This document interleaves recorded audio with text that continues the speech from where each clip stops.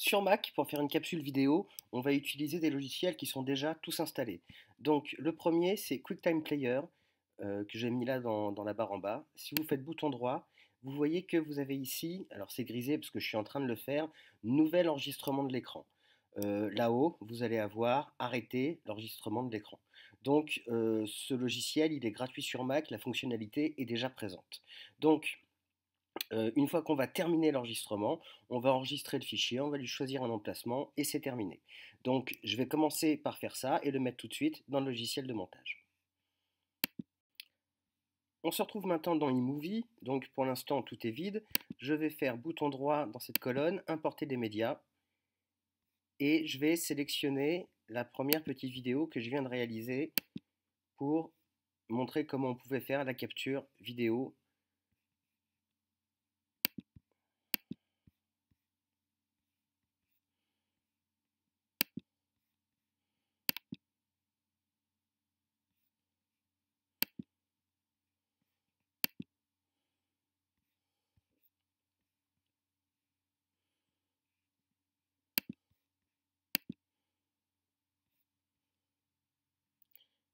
Voilà, c'est importé, je prends, faut bien double-cliquer pour prendre la totalité du clip, je l'insère, ça y est, c'est fixé.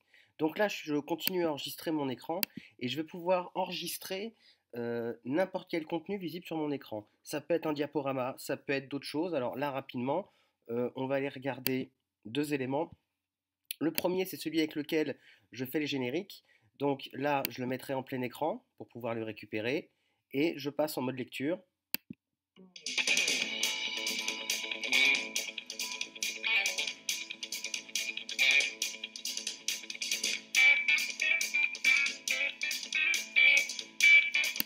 On va s'arrêter là, mais vous comprenez le principe. C'est en plein écran, je vais pouvoir le récupérer et l'insérer sur ma vidéo. Deuxième élément que je vais intégrer, c'est ce qu'on appelle des prédits.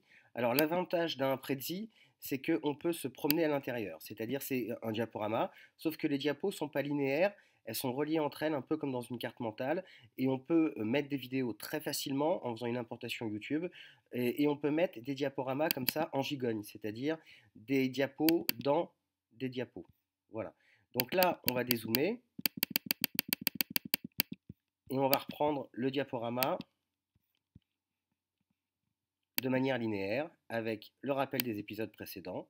Voilà la correction de l'activité où on avait décrit les deux types de volcans. On avait résumé ça à l'aide de deux schémas qui reprenaient le volcan effusif et le volcan explosif. Je mets une petite vidéo pour faire un lien avec l'actualité. Une éruption volcanique a fait au moins 30 morts au Japon entre hier soir et ce dimanche. Le mont Otake est... Voilà, vous comprenez le principe. Je passe à la slide suivante. On crée une situation de départ qu'on essaye d'être stimulante pour l'élève. On peut faire le choix de lire le texte. Ça peut permettre aux élèves dyslexiques, aux élèves fragiles de suivre avec plus de facilité. Ou on peut faire le choix de rendre la vidéo muette ou du moins la moins bruyante possible si on veut pouvoir l'utiliser en classe. Si jamais il y a 10 tablettes en même temps qui lisent des vidéos et qui ne sont pas au même niveau, ça peut être, voilà, ça peut être générateur de bruit. Donc, deuxième partie, les consignes. On va mettre en place la démarche expérimentale, les attitudes scientifiques qu'on va mobiliser. Et après, je leur demande donc d'identifier le problème, l'hypothèse. Et enfin, ils ont ce matériel-là qui est à leur disposition. Voilà. Pour le travail de groupe, chacun a un rôle. Les rôles sont tournants pour, voilà, pour responsabiliser chacun. Et enfin, je leur commande les devoirs pour la prochaine fois. Et le prédit est terminé. Voilà. Donc maintenant, pour faire ma capsule, je vais réouvrir eMovie et sur eMovie, je vais importer cette vidéo que je viens de créer. Et je commence par arrêter l'enregistrement actuel de l'écran. Donc nous voilà de retour dans eMovie. Je vais importer des médias. L'enregistrement, le second enregistrement que je viens de faire, il est ici. Voilà, il apparaît là. Je vais double-cliquer dessus et je vais le mettre à la suite de l'autre. Voilà. On va vérifier la lecture. Logiciel de montage. On se retrouve maintenant dans eMovie. Donc pour l'instant tout est vide. Je vais faire bouton droit dans cette colonne, importer des médias. Et je vais sélectionner la première petite vidéo que je viens de réaliser. Voilà. Alors ensuite dans eMovie, on va pouvoir faire vraiment des éléments de montage. Alors, si je veux par exemple supprimer, il y a eu un petit temps là où j'ai dû rechercher la bonne fenêtre logicielle. Donc je vais mettre mon curseur là où je veux enlever une partie. Donc je vais mettre le curseur ici. Et bouton droit, on va ici scinder le plan. C'est comme si on mettait un coup de ciseau dans la pellicule. Je vais choisir la fin de cette zone qui était ici. Voilà. Je me mets sur la pellicule, bouton droit, scinder le plan. Donc ça y est, le plan que je viens de couper là, il est désolidarisé du reste. Je peux le supprimer. Je peux le mettre à un autre endroit, avant, après, et je peux le mettre en bande vidéo supplémentaire. Là, si je le mets comme ça, il y a deux bandes vidéo qui sont l'une au-dessus de l'autre. Dans ces cas-là, il va lire uniquement la bande du haut et pas la bande du bas. Ça prend le dessus. Alors, il y a les deux pistes son, mais c'est toujours la vidéo qui sera au-dessus qui sera prise en compte. Là, je vais le remettre à sa place. Voilà. Et ça y est, on retrouve là l'ensemble des éléments que j'ai filmés. Et donc, pour une première prise en main, voilà.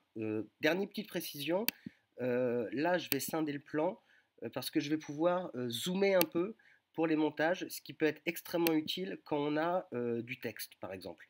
Donc, bouton droit, je coupe de l'autre côté.